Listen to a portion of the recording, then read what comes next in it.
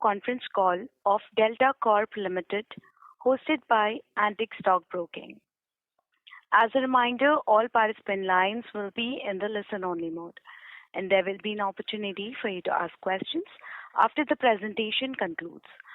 Should you need assistance during the conference call, please signal an operator by pressing star, then 0 on your touchtone phone.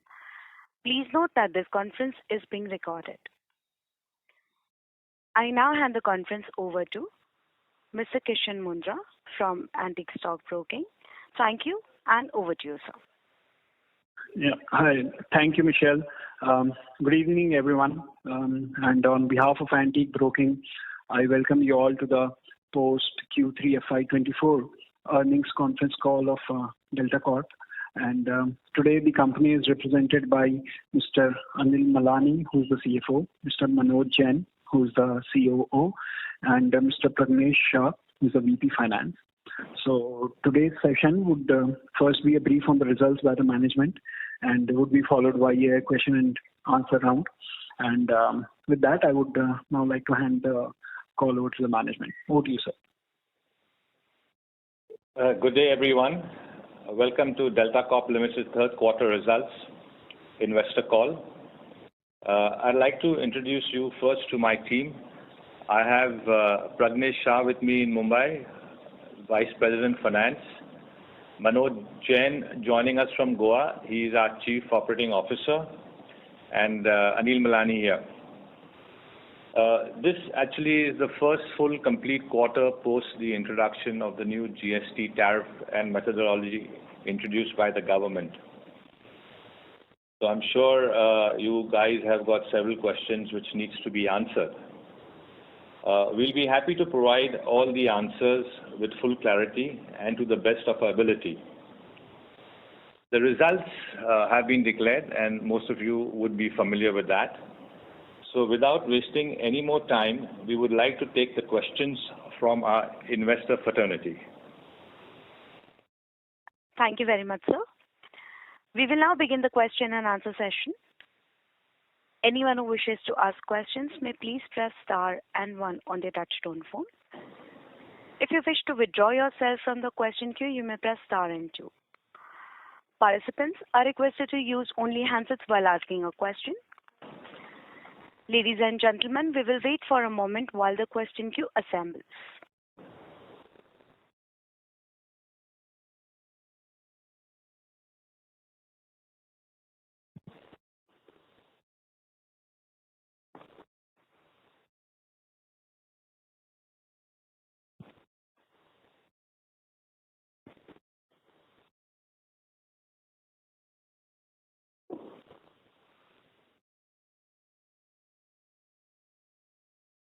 We'll take the first question from the line of Dikshit Doshi from Whitestone Financial Advisors Private Limited. Please go ahead.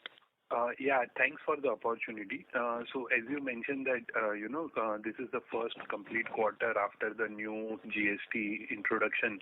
So if you can, broadly take one example of, let's say, 1,000 or 5,000 rupees and help us understand how it was charged earlier and how on the ground level now we are charging the GST and how much actually consumer gets to play. So if you can take one example and help us understand. So Manoj, do you want to take this question? Yeah, hi. So just to understand your question, you said that, how the GST was charged earlier, pre-1st October, and how it is charged in the third quarter, which basically effective 1st October, we change our GST method because the government introduced a new GST law, right? Correct? Yeah. Okay. So let me explain and to you and everyone on the call. So pre 1st October, the GST was obviously absorbed by us only, and we used to pay 28% on our gross gaming revenue, which was basically the table revenues. Okay. And we were paying 28% on an inclusive basis. So it used to basically effectively cost us 21.875% of our gross gaming revenue. So if we were to basically, if we made hypothetically, let's say 200 crores GGR, which is the table revenue, we were paying 21%, which is around, let's say, 42 or 43 crores. post 1st October, now we are supposed to pay 28% GST, not on the GGR which we are doing, but on the sale of chips which we are selling. So just to take an example, if we are now selling, let's say 1 lakh rupee chips, okay, then we are now liable to pay 28% GST, again on an inclusive basis, on 1 lakh rupees. And, that again works out to 21,000 rupees. So what is happening is now our GST is payable on the sale of chips, not on the gross gaming revenue. Now, our gross gaming revenue to sale of chips is around 70%. Okay, so basically our cost has gone up on that 30% additional, which is basically the chips which were encashed by the players. On that 21% is the cost which has gone up. So effectively it works out to around 6% extra on our GGR, basically the GST cost.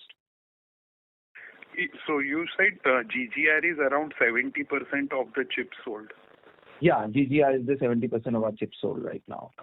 Okay, and this 6%, so basically what you are saying that let's say if I come and play, and if I exchange, say pay 1,000 rupees, and you will give me the chips of 1,000 rupees and not net of GST. So what we are doing now is that, we realize obviously that, the GST cost, obviously the player is not going to take because we did a lot of experiments in month of October and November. And what we did is that now we are basically giving full value of chips, okay, in which there are some promotional chips and there are full cash chips as well. So those promotional chips are given in lieu of GST, and players who are basically coming into a casino are getting actually the full value. But they have to compulsorily lose those chips on the table. So that is basically, that's how we are kind of recovering our GST cost. Okay, and now, so this drop in the revenue on a year-on-year basis, so is there an impact of GST or there was a less? So what happens is, so good question. So there were 2-3 things which actually one has to look at in Q3 compared to Q2 or maybe Q3 last year. That this year there was an impact of GST in month of October and November, because what happened is because of that a lot of people were reluctant to come, and we were initially deducting 20%. Actually 21% was not possible to deduct, so we were deducting 20% and giving only 80% of the chips. So that was initially in month of October and November we were doing. And then apart from that, there was a World Cup which was going on, which also basically, have always an impact on our visitation. And apart from that, there's a Diwali which always have a lull period of almost a week, 10 days. So that's the reason why, we had an impact in our revenues. Okay, that's why our revenues were lower. But interesting part, which I can sort of tell everyone on this call, is that, December had a very good run rate. And it had the same run rate what we used to do in our previous quarters. So we are we were back on our normal operation in month of December. Okay, fine. That's it from my side. Thanks. Yeah. Thank you. We'll take the next question from the line of Pritesh from Lucky Investments. Please go ahead. Yes, sir. Can you just share the visitation number and the net realization per visitation for this quarter and the same quarter last year? So we'll clearly understand the impact which has come through because of the newer regulatory norms. Yeah, Manoj, go ahead. Yeah. We had in our India operations, for our gaming operations in India, we had for this quarter, for December quarter, we had 124,000 paid customers. Which was actually 4% lower compared to the previous quarter, which was September. So in September, we had 129,000 visitation. And interestingly, it was 6% lower compared to same quarter last year. In last year, we had 132,000 visitation compared to 124,000 this year. So like I said, there was an impact. And also I wanted to mention that, there were a lot of people this year chose different destination over Goa. People have gone abroad and all of that. And we could see that in hotel occupancy here and the general arrivals at the airports. So that's why the visitation number were lower. compared to previous quarter and the same quarter last year. I think GGR per visitation were probably be more or less the same, but that number, we'll get back to you. Pragnesh would probably get your details and we'll send you those details. No, so you're saying as of now, the spends per head was similar. It's the same, more or less the same. But our visitation were lower. It may be probably 3, 4, 5% lower. But it's and like I said, in month of December, it has come back to the same sort of run rate. Sir, we would like to understand only for the quarter. So spends is same at the net level after GST, or after GST it has to be 6% lower, right? It has to be 6% lower, right? Because that is our cost which has gone up. And so what happens is usually the GGR is always calculated on the table, which will be less by 6% because the value of the chips is gone down by 6% anyways, right? Mm-hmm. And at the gross level, is it down by any chance? No, so gross level it will be down if there are visitations are lower. Okay, so on an average, the GGR would be more or less same, but like I said, the visitation were lower. That's why we have overall spends per head at the gross level is the same, right? Yeah. Whatever is the difference is because of the GST impact of about 6-7%. Correct. Absolutely correct. Right. So 6% lower visitations and about 6% lower net revenue. So about 12% lower. Correct. So 221 into 0.88. So you come to about 194 crores of revenue. But you still have 181 on a YY basis. So is there any other explanation for the lower number? Let me check that, how you are calculating. But like I said, we'll give you the breakup if you want, how it came down. Okay, there were little bit of intra-group incomes also, which were slightly lower compared to this quarter and last quarter. No, I just did the gaming numbers. So I just did the casino numbers. No, only casino. In casino also there are some intra-group transactions which happens. So that also was lower compared to, because there is some rev share we do for our offline business and online business. So that's just a 2 crore differential number which I can see from your P&L. So. Yeah, so we'll get back to you on that. Maybe I don't have those details yet. Okay, my other question is, does the licensing fee, when will be the license fee renegotiation happen, and is there a scope for any reductions in the fixed cost by any methods even in the future? So fixed cost obviously doesn't go down. That's the reason why it is the fixed cost. Okay. And as far as license fees is concerned, so I'm not aware if there's any conversation our head office is having with government to reduce the license fees because the GST cost has gone up. So that maybe I'm not aware of it. Having said that, the variable cost has come down little bit. Okay, which was obviously kind of if you look at the cost has not come down overall, but our variable cost came down because of the lower visitation, but that was kind of offset against our legal costs which went up in this quarter because of all the the GST related cases which are going on because of that. Okay. So I'll just like to add here, Pritesh, that we are having conversation, multiple actually, on the license fees. But as you know, that the government has suggested that they'll review the whole thing after a period of 6 months. So that's the time we're going to be taking up all these several other parameters that we need to really look into. Okay.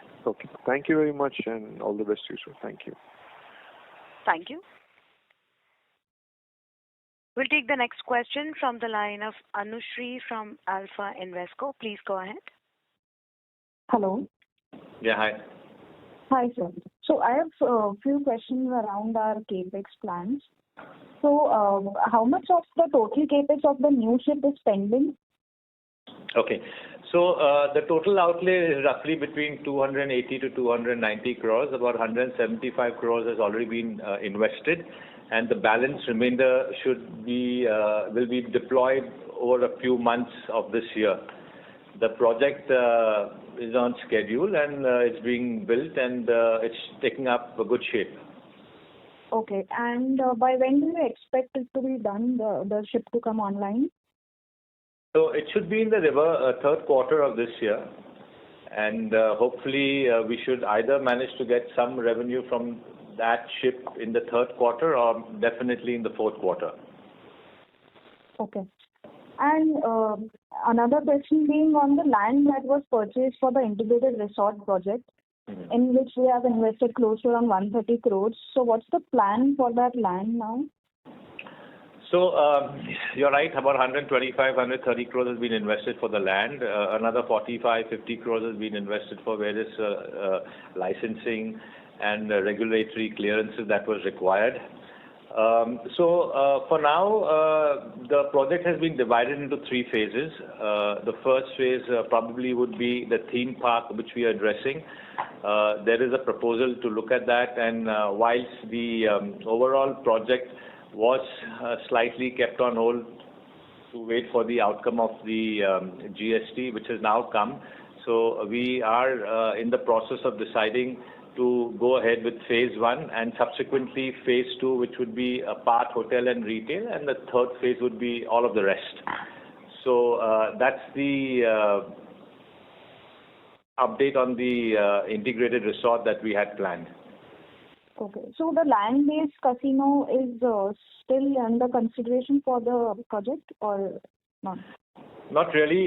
Now that the clarity has been received with respect to the methodology and how we are going to be charging GST, so like my colleague Manoj had mentioned earlier, we have taken several steps, and we have pivoted towards ensuring that we are able to retain our customers. They come back and they spend, and we go back to our GGR pre the new tariff that was introduced. So I think current quarter and maybe one more quarter where we'll probably go through these processes, and we are pretty much confident that quarter starting July, we should be back to our original revenues as was done previously. But the real growth would probably come in only after our new vessel comes into the river, because that's going to double our existing capacity. Okay. And lastly, sir, on our capex plans for the hotel in Miramar that we have, so how much have we invested yet in the property, and how much is still pending? Yeah. So if you recollect that the project was actually meant to be a residential project, subsequently to complement our casino business, the company took a call to convert it into an hospitality project. Keeping the existing structure in mind, we have actually already spent about 190 crores on the project, which includes land cost. We are envisaging to spend another 175 crores to make about a 450 plus 5-star deluxe hotel. Okay. So the additional money that we are going to invest, is that to convert or modify it into a hotel, or? Not really modify, but yes, to convert to a hotel, because the original plan, like I mentioned, and which we had also explained earlier, was for a residential complex. So there is a little bit of internal modifications that we'll need to do to bring it up to the scale that we are expecting it to be. Okay. And what is the timeline for commercializing that property? So all going well, subject to various approvals, we are looking at a timeline of about 18 to 24 months. Okay. Thanks, sir. That's it from my side. Thank you. Thank you. A reminder to all the participants, anyone who wishes to ask questions may please press star and one now. We'll take the next question from the line of Puneet Shah from Shah Investments. Please go ahead. Thank you for the opportunity. I just had two questions. One, what was the GST amount that was paid for this quarter? I think you used to give that number last time. This quarter, if you can give that number. And second question is, how have our packages changed after the October? I mean, once we have had this entire GST implementation, how have our packages changed in terms of the kind of freebies or free chips that we give, bonus coins or whatever? And so if you can just explain about these two things. So, Puneet, I'll let Manoj answer that question, but I didn't quite catch the first part of your question. GST, what was the GST amount paid for this quarter? Mm-hmm. Go ahead, Manoj. Yeah, so how much the GST we paid for this quarter, that I'll, Pragnesh would be able to answer that, because, I don't know exactly all the numbers, but for offline business, we have paid additional around 7 to 8 crores extra GST we paid. But I think Puneet is looking for a total number, so that we'll give it to him. Now, Puneet, coming to the second part of the question, okay, before basically October 1st, what we were doing is we used to have 3 F&B packages, okay, where we used to charge 3,000, 4,000 and 5,000, and the difference between these 3 packages were purely liquor, which we were offering on board Delta Royale. Okay, and then we used to have a weekend rate which was 500 rupees more than the weekday rate. And also, apart from this, we used to have a gaming offer where the customer could pay 500 inside on board at the cage and get one-time promotional 1,500 rupee chips. Okay, so basically, effectively, he's paying 3,000 rupees to enter and experience our F&B facilities. Casino entry to casino was free, and he used to go pay 500 rupees at the cage and get 1,500 rupee chips, because we want him to buy the chips. So that was one-time promotional offer, was offered till 30th September. Come 1st October, what we did is we basically kept our rate as 3,000, 4,000, 5,000 only. And what we did is we removed this gaming offer of 500 to 1,500, because there was a GST which was paid on the entire 1,500 rupees worth of chips which we were giving in and charging only 500 rupees. So first what we did is we stopped that. And second, what we also did is just to, increase the visitation and having this, we saw that there was an issue and people were not coming in the number. So we were giving an offer of basically 10% discount on our website and call center for a committed booking. So the rate remained the same, 3,000, 4,000, 5,000, but you could basically get 10% discount on website and call center if you make a booking before coming to our jetty to enter. So this is as far as package change is concerned. As far as the total GST liability, which is basically this month versus this quarter versus last quarter, Pragnesh, you have the numbers, right? Yeah, Manoj, it is 58 crores what we paid this quarter, and last quarter we paid 50 CR. So it's 8 crores extra we have paid. Yeah, this is only offline, right? Am I correct? Yes. Yeah. I think Puneet is asking for the entire GST paid in this quarter versus last quarter, maybe. Okay, online we paid 18 CR, what we used to pay 6 CR last quarter. So there is a 12 crores extra what we paid on GST front. Correct. Okay. And so one last question. If you can just give a broad understanding of how has the entire industry changed after this impact, so how is the competition behaving, and I mean, if you can just give a general landscape of how things have changed for the industry. So Puneet, go ahead. Go ahead. No, you go ahead. So as far as we were obviously focusing on ourselves for this particular quarter, and we being a leader, started deducting GST or charging GST from the customer, and then subsequent to that we decided that let's just give the full value, because we realized that a lot of our customers were not only going to the competition, they were also choosing to go to other destination, which is like, let's say, Nepal or Colombo. So we went back to 100% value. Competition, which is kind of there are small operators, not as organized as Deltin. So there, they were probably giving full value from day one. Anil, you were saying something, you can add. Yeah.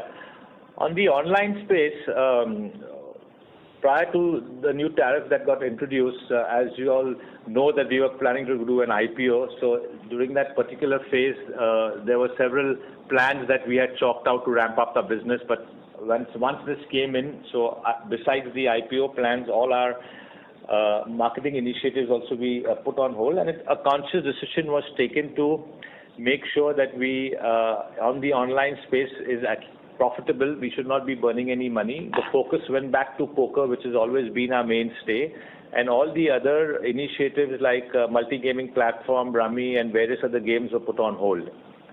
So we believe all the online companies now are actually following the same format, which is in some form or fashion they are compensating the players who are putting a deposit in their wallets in full.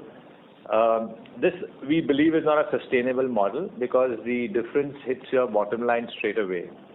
We expect some shakeout and consolidation to take place, so we are waiting for that to happen. Once we get a little bit more visibility on how the competition is going to play out, that's the time we'll probably take our steps and decide what further needs to be done in the online space. So the online space is a little tricky and sensitive, and most of the players, we do believe, would run out of cash as no new funding is happening.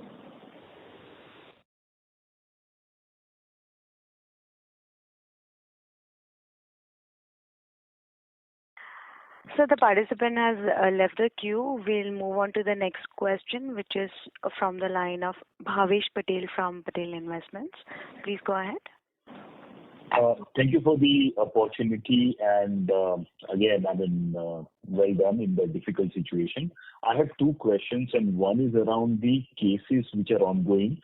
Number one, on the GST demand for the prior years, and I am aware that maybe a Supreme Court hearing is upcoming, and associated with Delta is also the Daman case, which was almost there in terms of the decision, but haven't heard anything recently. And the second is on the overall strategy of the organization and cash on hand, because we have already signed up in terms of our real estate partnership and plan. So if you can throw some light on this, will be helpful. Thank you. Yeah. So on the retrospective tax issue, as you would be aware, all our cases are in the High Court, for which we received a stay. Is being fought by our legal team, who believes that the claims are arbitrary and not justified in law. So over there, we'll have to wait, and as rightly mentioned by you, it should be coming up for a collective hearing sometime next month. We are hoping that both the verticals are fought on different grounds, the casino separately and the online separately, because they are different games.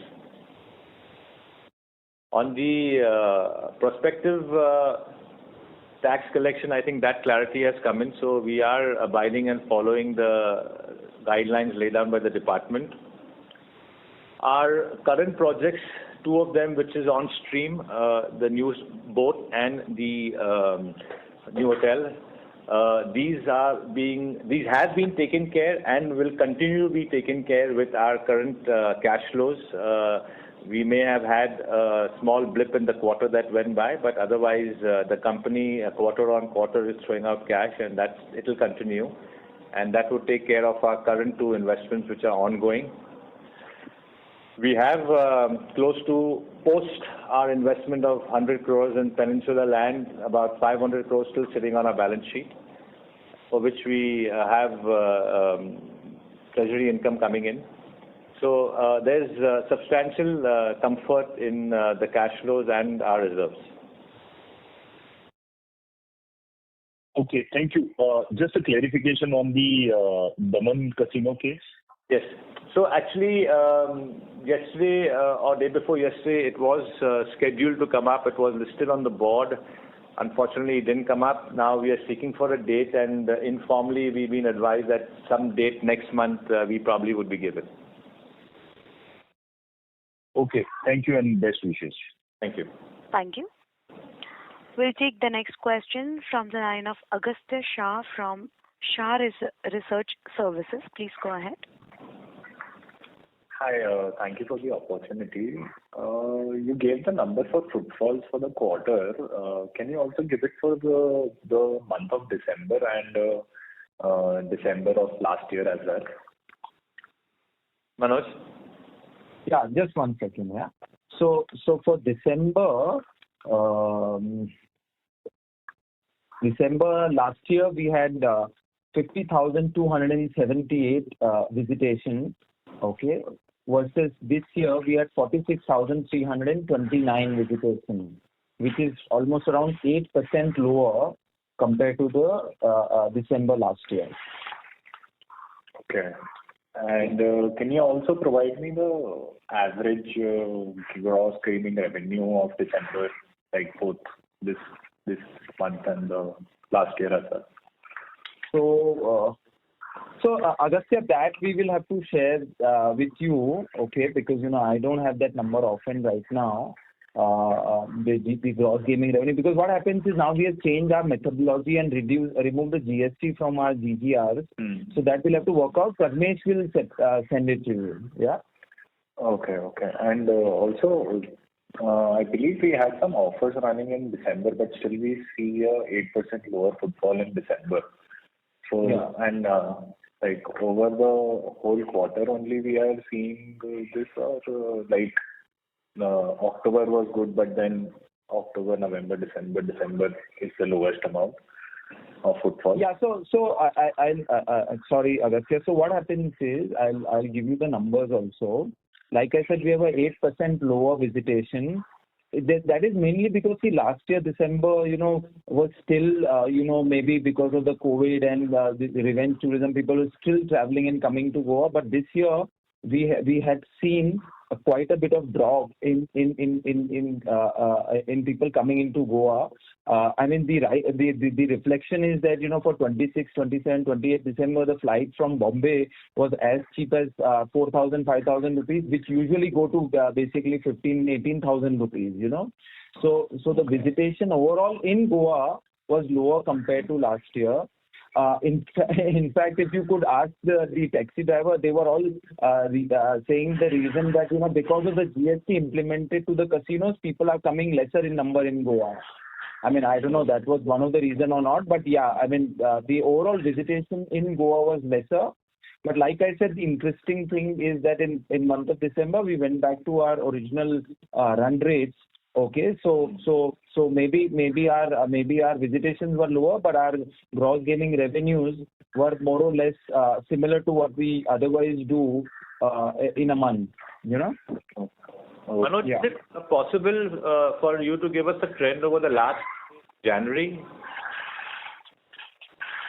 So January also, compared to last year, we are lower in terms of visitation for first 7 days, Anil. Okay, and I mean I don't know the numbers, but they are definitely lower, more than 8%, 9%. Okay, but our run rates are good. Touch wood. Okay. Thank you. Thank you. The next question is from the line of Rishikesh from Robo Capital. Please go ahead. Yeah, hi. Thank you for the opportunity. Sir, you said to previous participant that from July we will be back to our original revenues.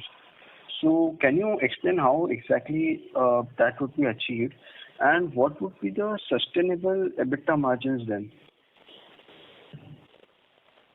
So with respect to the numbers, like Manoj mentioned, on a GGR basis, as far as the customers coming in, we are actually more or less on line with that, and the contribution per customer is in line with what they were spending in the past.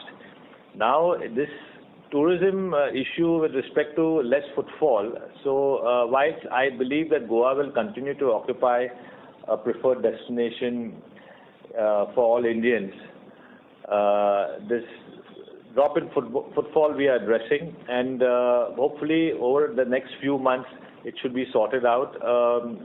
Just to give you an idea, the number of flights coming in from different locations have now increased to 29. They're expected to go up to 36 by the end of this month, and so on and so forth. I don't have February, March figures. The average arrivals, which generally is in the vicinity of 16,000 a month, dropped to about 14,000 for the last weeks of December, and everyone's doing whatever they need to do to contribute to ensure that the footfall goes up.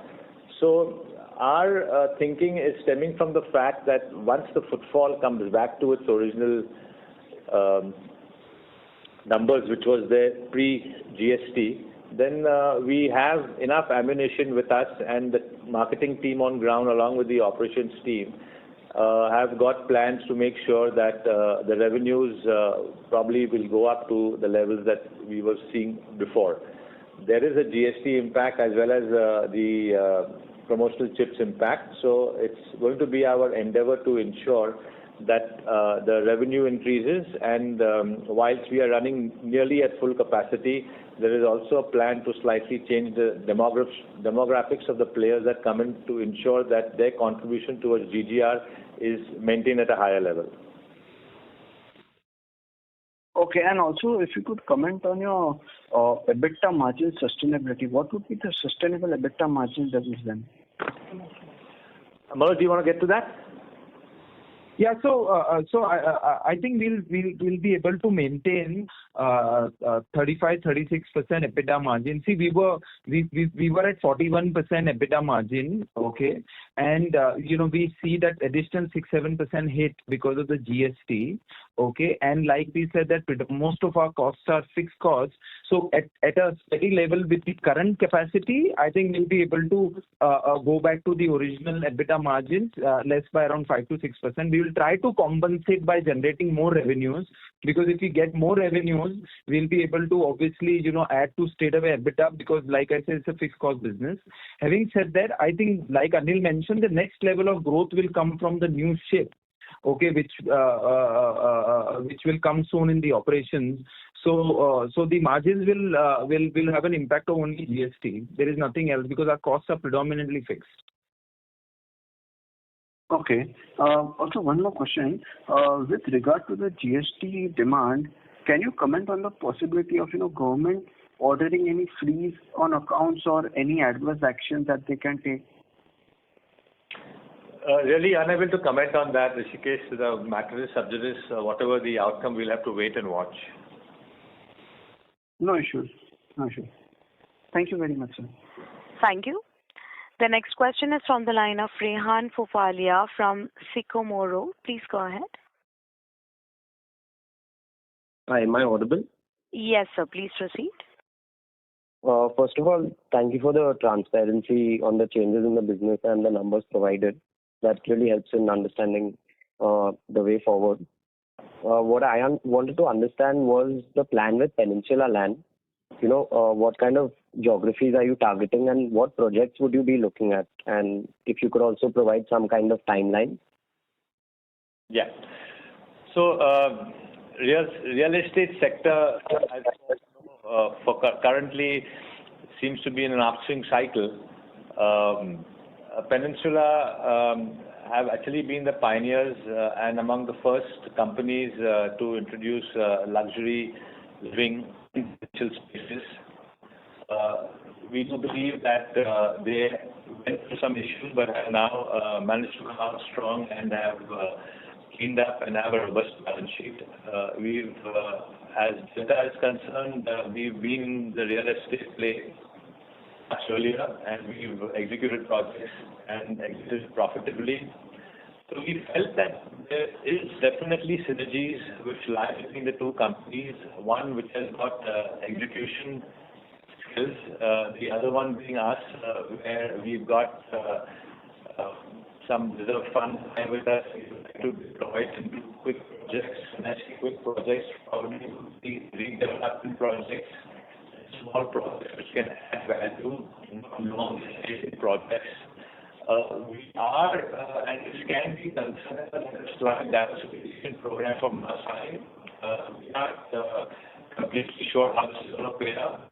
We are confident that we will be able to, and the whole objective is to build a strong real estate brand. As you are aware that our current promoters have real estate in the DNA. So we see an opportunity, and we just go by that and hopefully turn it around. At this point in time, what revenue is going to add for top line, we really can't say, but we are hoping that it doesn't become significant, because after our expansion plans in the casino and hospitality space, this is again for the expansion, because the casino business is primarily limited to the state of Goa, and it has a small presence in the state of Sikkim. So beyond that, we don't see really any opportunity. The integrated resort, yes, like I said, phase one, which is a theme park, which again also happens to be a real estate play. So we're going to be executing that, and then subsequently we'll take it from there.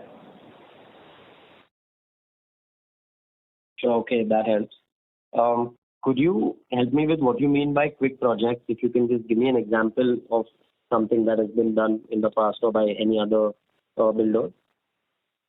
So we're looking at small redevelopment projects. There are a few offers and proposals which I can't disclose right now with Peninsula Land. So we've been strategically evaluating them. So we expect permissions to come in between 6-9 months and a quick construction and delivery by anywhere between 18 months to 2 years. So hopefully the end-to-end exercise should be within a period of 3 years. We are looking at an IRR of anywhere between 25 to 30%, and there will be no cost of land involved in this.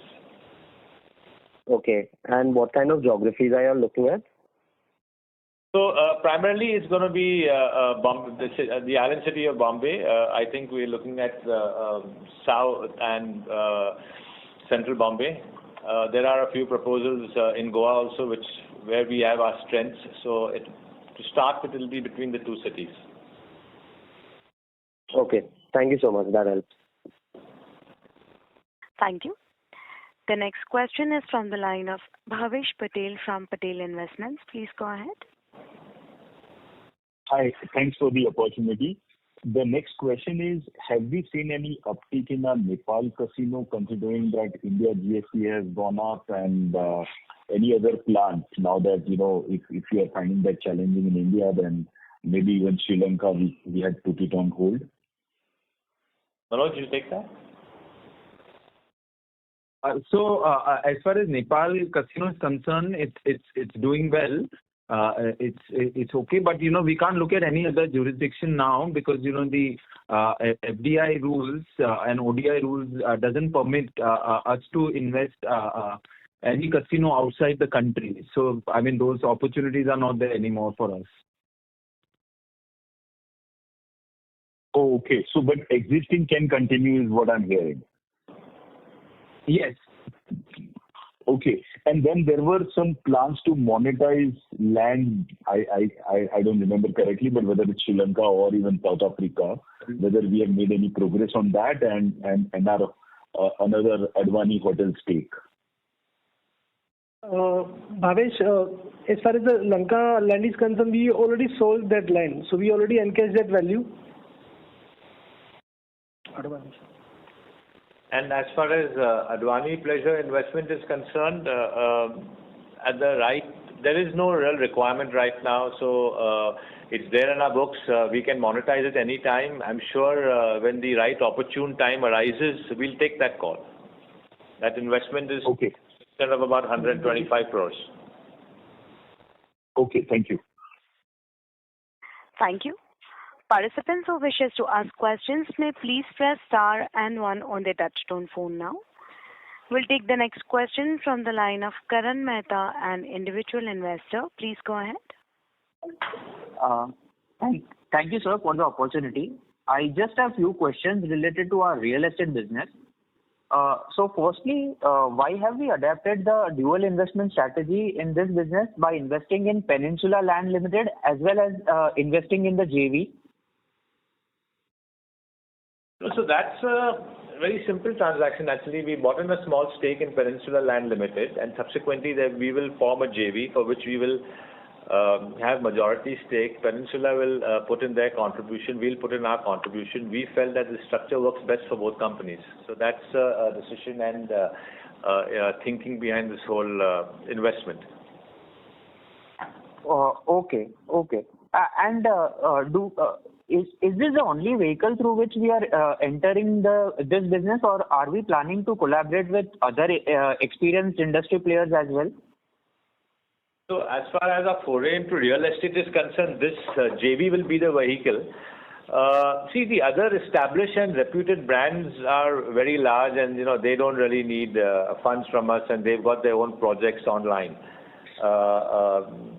Peninsula has in the past executed projects, and they have a small pipeline of projects which would be there, and we were thinking of capitalize and monetizing together with them on that.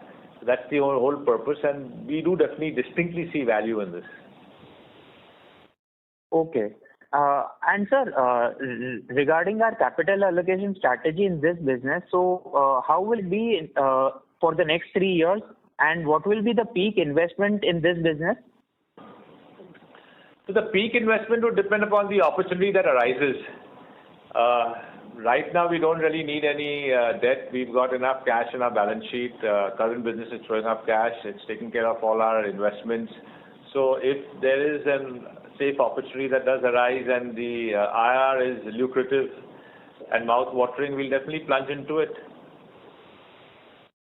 Okay. Any rough guidance, like how much can that amount be for the next 3 years? So we are starting off with the investment of about 250 crores in the JV. Then we'll see how it plays out, and if and when needed, we'll take a call then. But for now, that's the amount that we've earmarked. Okay. And sir, lastly, on the Goa land project phase 1, will the amusement park also have casino?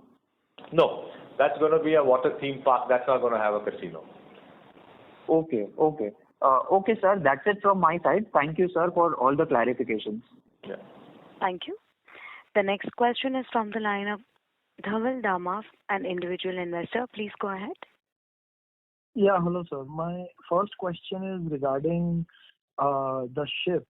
Sir, over last 5 quarters, 6 quarters, we have consistently seen both the timeline of the ship being stretched out more than what it was initially communicated to investors, and even the absolute amount increasing significantly. If you were to look at just the con call of our company 6 quarters back, the amount is more than 100 crores higher what you're saying today.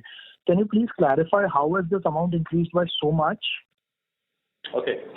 So when we embarked on this project, the ship currently has got 5 floors and it's got 1 underdeck. So when we embarked on this project, we had not envisaged for it to become so large. We were focusing on it to just replace our smallest vessel.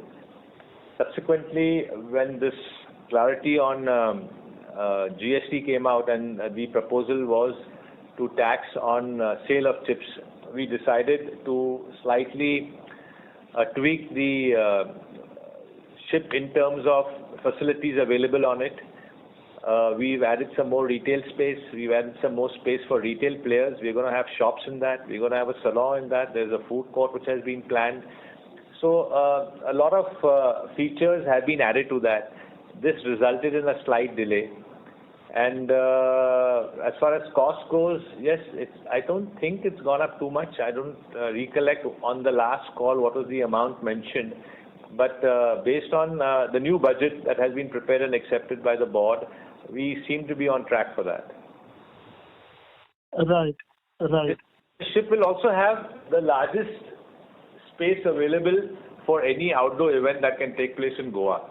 So, which actually has been, I'm not talking about events like Sunburn, but if you're going to have an off-site party where you get about 800, 1,000 people, this vessel will be able to take care of that. So it will be, besides an entertainment destination, it will also be an F&B destination. It will have areas for children. There is going to be games arcade. There's going to be retail shopping. And of course, enough area for gamers to come in. There's a lot of new introduction in terms of features which we have learned over the last 15 years running our current 3 ships which we have introduced in this ship. So keeping all that in mind, we have just run into a little bit of a delay, and then the vessel being built in a remote location like Hangarkatta and Udupi also has added a bit to the execution process. Right, sir. And sir, second, I'm not able to understand the strategic view of the company, and I'll put a question in a way. See, on one side, all you're saying is that the hit from new GST regime is only some 6-7%. And obviously, with revenues going up, you'll be able to make up a large portion of that margin hit with revenue increase. But on the other side, company now is doing everything under the sun. We are building a hotel, which we were not earlier. We are not putting up a new casino. We are making it a water park. We are putting now like a lot of theme things in our ship. So from a gaming and we have also invested in a real estate company now. So we seem to be looking at more opportunities outside, thinking that this business might not do well, but this business, if the hit is only 6-7%, why is the view of the company like that?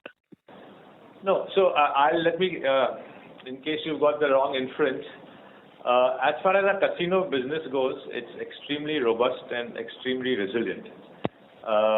We are actually going to decommission one of our smallest vessels, and the new vessel that's going to come into the river is going to be equal to twice the current capacity that we have. So we are doubling capacity. So that only goes to show the faith in the business. We can't do anything more to increase capacity because we have 3 vessels and there are 3 licenses which have been issued to us, and no more licenses will be issued. So in terms of increasing capacity with the existing vessels, I think we peaked out. The new ship that comes in and the capacity, that will hold us into good stead for the next 3 to 5 years in terms of churning out revenue, because what we are doing right now, the new ship is going to add double capacity, so you can imagine what the revenues will grow up to. As far as the hospitality sector is concerned, the more capacity we create for our vessels, the more capacity we will need to have in the hospitality space. Currently, we have a 106-room hotel, which over the weekend is completely sold out to all our players. Now, with the new ship coming and new capacity being doubled, we would, at the bare minimum, require about 200-250 rooms. Whilst we are happy to pay for the rooms outside, there are some weekends where you, in spite of what you want to pay, you won't even get rooms. So if that happens, then we are able to invite our guests, which means it has a direct impact to our revenue. So if you see, all that we are doing is basically to grow our casino business. You're right on the fact that the impact is only small percentages, and that is here to stay. But with doubling the capacity, that would be completely overlooked, and I don't think we'll have an issue with respect to increasing our margins the way Manoj explained. Right. And so last question is, did I hear you right when you said that our GGR to gross buying of new chips is only is as high as 70%? So essentially, people lose almost 70% of what they buy? So, before this tariff was announced, you would be free to come and buy any amount from our cash cage, let's say about 10,000 rupees, and you could play in any zone on any level, and depending on the outcome, you could freely go and exchange those chips from the cash cage. So, to give you an example, if you bought 10,000 rupees worth of chips and you came back with 5,000 rupees, you would get net 5,000 rupees back in your hand. The system has now changed. If you buy 10,000 rupees right now, we will deduct the TDS and give it to you. And if you come back with any chips, you are not going to get a refund. That's not something that I am dictating. That is something which is the law.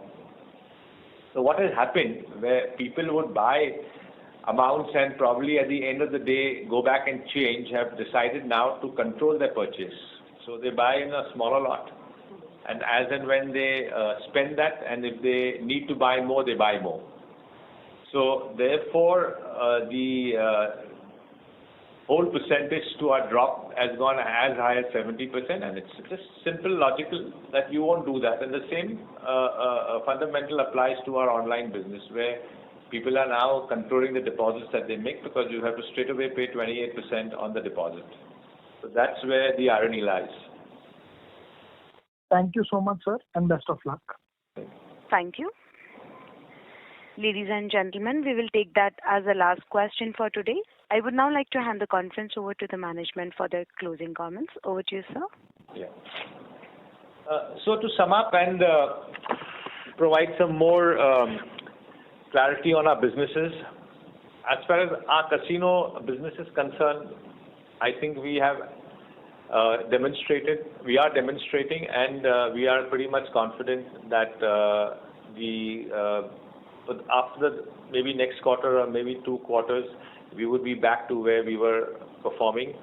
The growth in the business will come in after the new ship comes in, and we are pretty confident that we will be able to excel and deliver revenues in expectation with what we've been doing in the past.